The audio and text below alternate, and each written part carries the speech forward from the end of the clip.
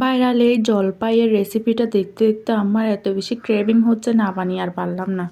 Trust me, এটা এত বেশি মজা হয়েছে, কেন অল্প করে বানালাম এখন আমার আফসোস হচ্ছে। চুলা থেকে নামানোর সাথে সাথেই ফিনিশ।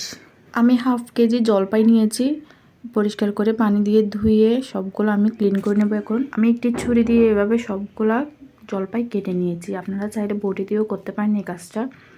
যত বেশি কুচি করবেন তত বেশি আচারটা ভালো হবে, চিনির শিরাটা প্রপারলি ভিতরে যাবে, খেতেও অনেক ভালো লাগবে। আমি সবগুলো একইভাবে কেটে নিচ্ছি। এবার একটি কড়াইয়ে 1 কাপ চিনি, হাফ কাপ পানি দিয়ে আমি একটা শিরা তৈরি করে নিব। এটাকে ভালোভাবে পানির সাথে মিশিয়ে নিব, নয়তো চিনিগুলো দলা পেকে যাবে।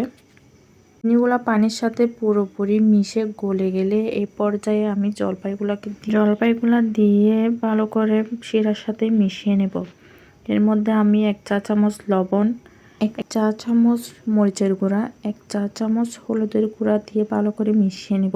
কিছুক্ষণ শিরাটা জাল করার পর দেখতেই পাচ্ছেন জলপাইয়ের কালারগুলো কিন্তু চেঞ্জ হয়ে আসছে। এই পর্যায়ে এসে আমি 1 চা চামচ চিলি ফ্লেক্স, 1 চা চামচ পাঁচফোড়নের গুঁড়া, আস্ত কিছু পাঁচফোড়ন দিয়ে ভালো করে সব কিছু মিশিয়ে নাড়তে থাকবো।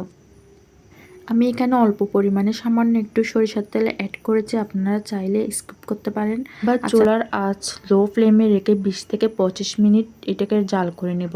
পানিটা টেনে আসলে হয়ে যাবে মজাদার জলপাইয়ের সিজন শেষ হয়ে যাওয়ার আগে আপনারা বেশি করে 1 বছরের মতন সংরক্ষণ করে রাখতে পারবেন। এই ক্ষেত্রে দীর্ঘদিন ভালো রাখার জন্য একটু সিরকা ইউজ করবেন আর পানিটা স্কিপ করবেন। পানি ছাড়া শুধু চিনি শিরা বা গুড় দিয়েও কিন্তু এটা করা যাবে। ভিডিওটি ভালো লাগলে লাইক, কমেন্ট, শেয়ার করে সবাইকে দেখার সুযোগ করে দিন। পরবর্তী ভিডিও দেখার জন্য আমন্ত্রণ রইল। ভিডিও দেখার জন্য সবাইকে ধন্যবাদ।